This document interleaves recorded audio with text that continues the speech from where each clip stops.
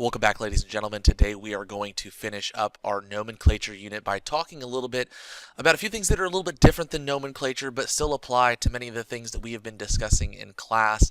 That is the three big topics of percent composition, empirical formula, and molecular formula. Now these are going to play a really big role a little bit later on in the year, so it's going to be very important that we fully understand how to complete these types of problems. So again, three types of problems we're going to look at today. Make sure you understand how to complete each. The math is fairly easy, but we really do want to make sure that we understand when we use each particular math concept and how we go through and perform those calculations. Just a little bit about our learning targets today. Hopefully by the end of this video you will be able to calculate the percent composition of any chemical compound, as well as be able to determine the empirical and molecular formula given the percent composition of any chemical compound. We really only have three vocabulary terms for today, and they're the three terms that we've already taken a look at. That is percent composition, empirical formula, and molecular formula. So just to get started, when we talk about percent composition, we're really focusing on the percent by mass of each particular element in a compound. So to figure out the percent composition of each individual element in a compound, we take the molar mass of one element in the compound and then divide that by the total molar mass of the compound and multiply that by 100. That'll give us the percent composition of any particular element in a compound.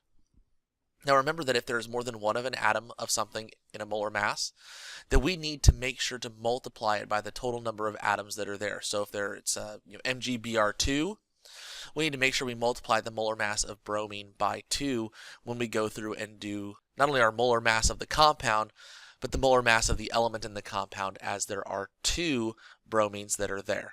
Also keep in mind that the percentages of your percent composition always must add up to equal 100. So here's an example of a percent composition problem. It asks you to find the percent composition of barium fluoride. Well, you know your nomenclature. Barium fluoride is BaF2, and its total molar mass is 175.3 grams per mole. So in order to figure out the percent composition of barium, we're going to take the molar mass of barium, divide by the molar mass of barium fluoride, and multiply that by 100, which gives us 78.32% using, of course, correct significant figures. To find the percent composition of fluorine, we're going to take the molar mass of fluorine and again multiply that by 2, as we have 2 fluorines in our compound, divide by the molar mass of barium fluoride, multiply by 100 to get 21.66% fluorine. Remember, your percent compositions must add up to equal 100. In this case, 78.32 plus 21.66 is equal to 100. So we know we've done our composition correctly. So in this particular example, we are going to find the percent composition of propane. Well, propane is C3H8. So our first step would be to find the molar mass of propane itself. Well, remember, our molar mass, we take the molar mass of each individual component, multiply it by how many atoms there are, and add them all together. So the molar mass of carbon is 12.01. We're going to multiply that by 3. Okay. And then we're going to add that to the molar mass of hydrogen, 1.01. We're going to multiply that by 8. So when we do our math here, we'll get the molar mass of C3H8 or propane. So my molar mass of propane is equal to 44.11 grams per mole. Okay? Now again, in order to get the percent composition of each individual component, we're going to take the mass of each part, divide it by the total, and then multiply by 100. So the percent composition of carbon is going to be 12.01 times 3. And we're going to divide that by the total molar mass, 44.11. We're going to do a similar concept with hydrogen. Take the molar mass of all of our hydrogens, 1.01 times 8. And we're going to divide that by 44.11. And then when we do our math here, we're going to get decimals. We're going to multiply them each by 100, and that's going to give us our percent composition. For carbon, our percent composition is 81.68%. And for hydrogen, 18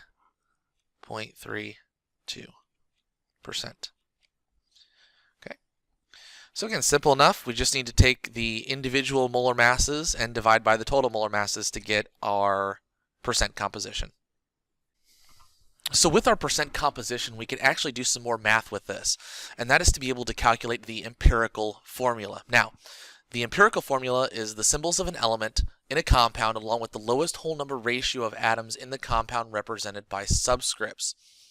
So for example, on the right hand side we have a molecular formula of C6H6 for benzene. Well, the empirical formula would be that in the lowest whole number ratio, so just CH. Acetylene, same thing, C2H2, so the lowest whole number ratio is CH. Glucose, C6H12O6, all of those subscripts can be divided by 6, so our empirical formula would be CH2O. And keep in mind that the molecular formula is the actual formula here. So when we have an example below of boron trihydride is our empirical formula, diboron hexahydride is actually our molecular formula. And there are ways that we can go through and easily calculate these numbers. So how do we calculate the empirical formula? Well, our first step is to convert mass to moles. Sometimes we're not given a mass of each part though, we're given a percentage. And so if it's a percentage, assume it is out of 100 grams. So for example, if it says that 80% of the compound is carbon, we'll just assume that that is 80 grams of carbon, and so on. We divide each number, once we get the numbers into moles, we then divide each number of moles by the smallest number of moles. What this will do is it'll give us our numbers that are somewhat close to whole numbers. If they're close to whole numbers, we indicate those as subscripts. So that helps us determine our empirical formula. If not, we may need to multiply those numbers to achieve the lowest whole number ratio. You'll see what I mean here in just a moment. So a practice problem here. A compound contains 2.016% hydrogen, 32.6% sulfur, and 65.3% oxygen. Determine the empirical formula for this particular compound. Well, if you remember in step 1, our goal is to convert these into moles. So we'll take 2.016 grams of hydrogen, convert it to moles. Remember, we use our molar mass to do that, so grams goes on the bottom of the next step, moles on the top, and we get roughly 2 moles. 32.60 grams of sulfur, we do a little bit of math with that, same process. We divide by the molar mass, and we get roughly 1 mole of sulfur. And then lastly, we have 65.3 grams of oxygen. Same principle, we divide by the molar mass and get 4.081 moles of oxygen. With a little bit of rounding, we actually get whole numbers, and these are all very, very close to whole numbers. So we get 2 moles for hydrogen, 1 mole for sulfur, and 4 moles for oxygen. So therefore, the formula for this is H2SO4. Okay. It's a pretty straightforward procedure to go through and complete these types of problems, but let's do one more practice problem just to make sure. So for a practice problem, a 10.150 gram sample of a compound is shown to have only phosphorus and oxygen. The phosphorus content is 4.433 grams. What is the empirical formula of this compound? Well, we know that we have a sample of 10.150 grams, and it has a phosphorus content of 4.433 grams. The compound is only shown to have phosphorus and oxygen, so we already know the phosphorus content. We don't know the oxygen content, but if we take 10.150 grams and we subtract 4.433 grams, we'll get how many grams of oxygen we have in our compound. So our amount of oxygen is 5.717 grams. Okay? So now we can actually do our empirical and molecular formula problem. So to do this, the first thing we need to do is convert these numbers into moles. So we have 4.433 grams of phosphorus and 5.717 grams of oxygen. Remember what we talked about with dimensional analysis? Units go on the bottom of the next step. We're converting to moles. And we find this information on the periodic table. The molar mass of phosphorus is 30.97.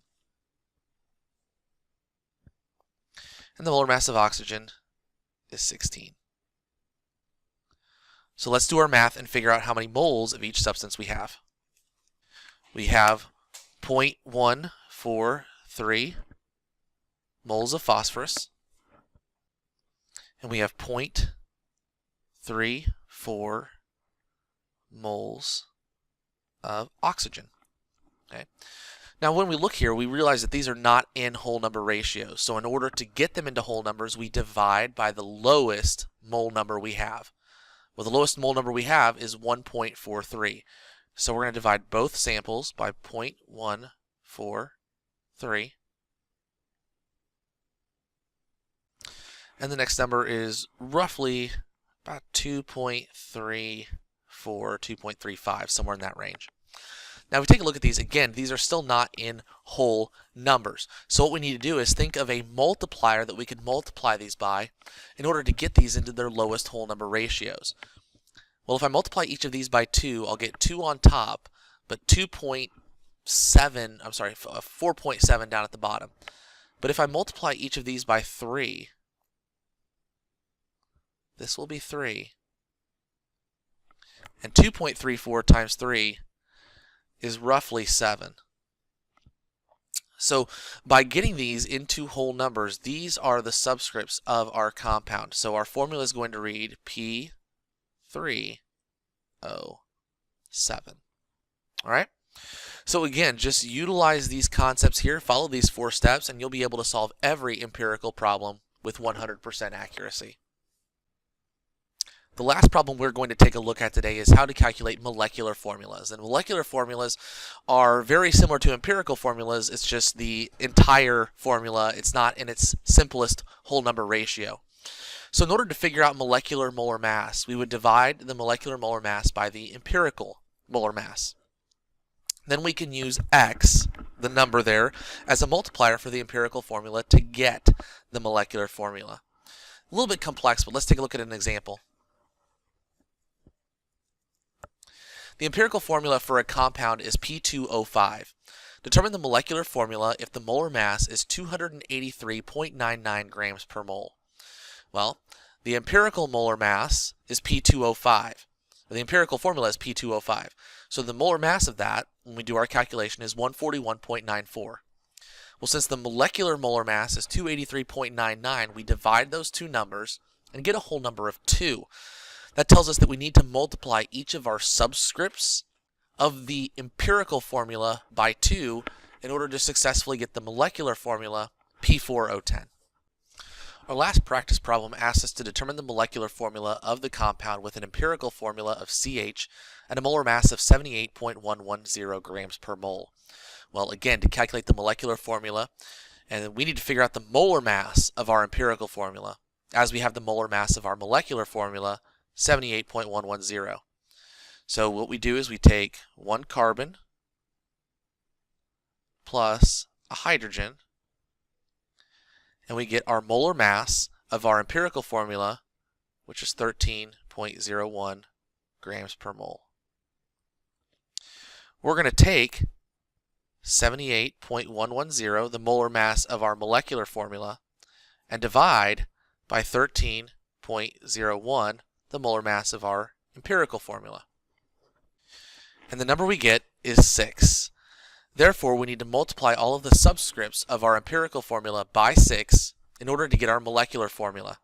So since the empirical formula is CH, our molecular formula is going to be C6H6. All right? Pretty straightforward on how to go through and, again, complete those types of problems. Hopefully you guys have a pretty good understanding that the simple formulas are used to determine percent composition, empirical, and molecular formulas. So keep in mind we'll do some extra practice problems in class to ensure that you guys fully and completely understand what is going on in these types of problems. So again, hopefully you've met the learning targets for today. We hope you have a fantastic day. Thanks for staying with us, and we will talk to you next time. Have a great day, guys. We will talk to you later. Bye-bye.